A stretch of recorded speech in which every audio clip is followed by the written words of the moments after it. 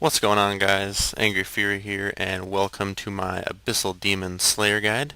So before we start smashing these guys, I'll really quick go over a few things with you.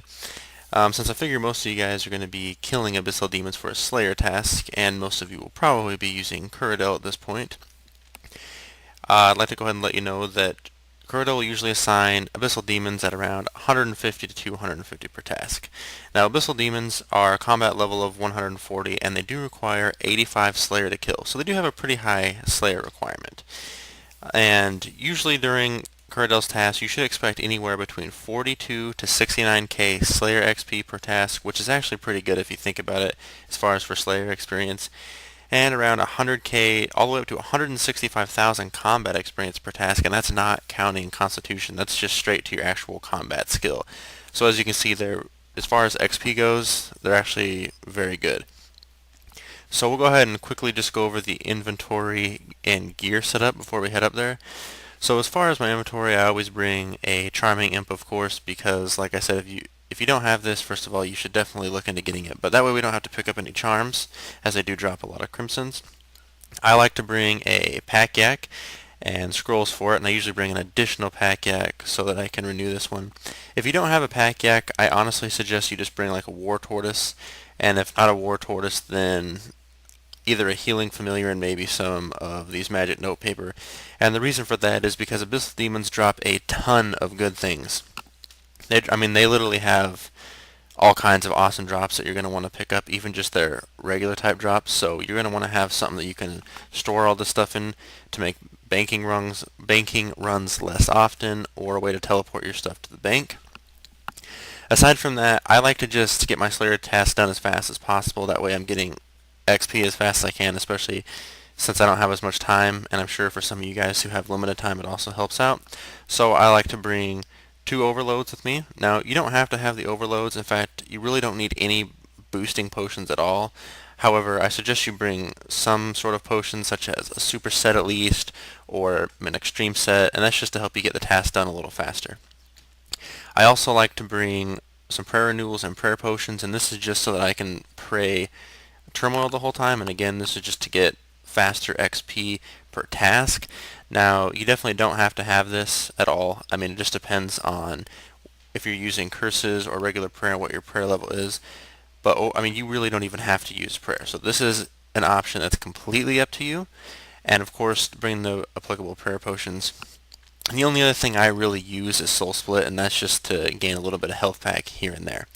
Other than that, I just bring the magic notepaper, like I already stated above, and then a ferocious ring, and that's usually just to teleport to Curadel's dungeon.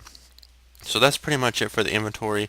Now, if you're depending on your level and depending on like how much damage you're actually taking from Abyssal Demons, which to be honest, you really shouldn't be taking that much, then you can go ahead and bring some food here or in your pack yak or war tortoise. And then as far as our gear, you're going to want to bring a Slayer helm if you have one. If you don't have one, definitely save up and invest your time to just get, I don't know, let's put it like this, just get the Slayer helm if you don't have it. I like to bring a skill cape. If you don't have a skill cape, then of course fire cape or Tokelzo, or not Tokelzo, but the Tokar cowl, bring that. Amulet of Fury or Amulet of Glory, whichever one you have.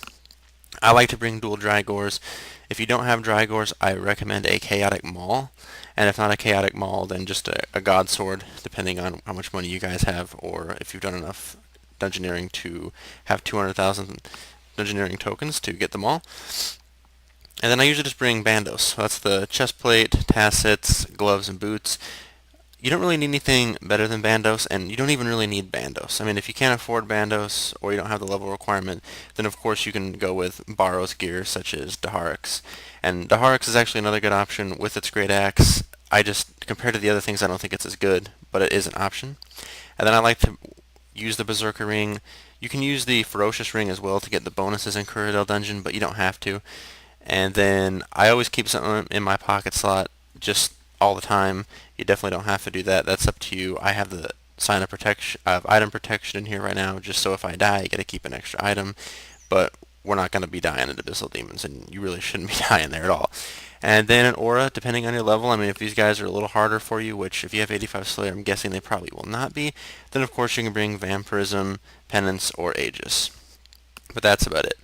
So the two places that you can kill Abyssal Demons at are in Curadel's dungeon and in the Slayer Tower in Mauritania, and I'm sure you guys already know how to get there. So we're going to go ahead and head to Curadel's dungeon and start slaying these guys. This is another reason I like to have the Ferocious Ring, and that's just so that I can easily get to Curadel's dungeon. And for those of you who don't know how to get the Ferocious Ring, basically once you get 75 Slayer and start getting tasks from Curadel, you can come inside of her dungeon and kill any of her Slayer creatures that are in here, and only in here can you get the Ferocious Ring drops from the creatures. And they're actually dropped quite often, and they give you bonuses while inside her dungeon on a Slayer task, as well as gives you the ability to teleport here, and it has 5 charges when it's all the way filled up. So I figured I'd go ahead and tell you about the prayer and ability setup really quick. Wow, it looks like someone died at Gargoyles. Just going to say, how the heck did that happen? So go ahead and help that guy out. But anyway, back to what I was saying. For the prayer, you don't have to use what I do. You really don't need Turmoil, Soul Split, any of that. You definitely don't have to have that. But it does help out. But you just want your basic abilities, whatever it is. And I like to use Destroy and Assault because I feel like it quickly takes a lot of them out. If you don't want to use these, another good alternative is to build up and use Berserk. Those are the two options. It's up to you. I'm not going to say it's like there's no strict way to kill these guys, so just do what you enjoy. So we'll go ahead and pot up now that we are in the Abyssal Demon area here. Get my prayer up because I always forget to recharge that. Pray Turmoil, and we'll start killing them. So, as you'll see here in a second, these guys are actually quite simple to kill. There's really nothing to it, to be honest. Okay.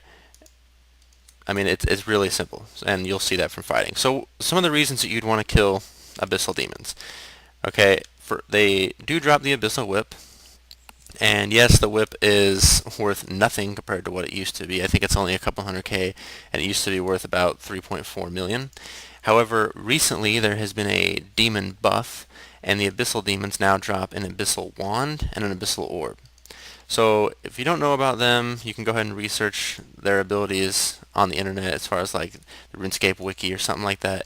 But let me just give you the rundown on price. The Abyssal Wand can only be dropped, and same with Orb, they can only be dropped by Abyssal Demons if you are on a current Abyssal Demon Slayer task. Now, the thing to note about these is that they're worth a lot of money.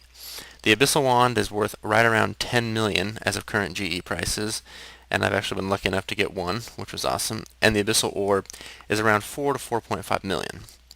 So you can see that these guys are quite profitable, and that's just with a couple of rare drops. Aside from that, they also drop Infernal Ashes, which are worth about 3,500 GP, and that's a 100% drop, so if you store those up and bank them, you're going to be gaining a pretty decent amount of money from that.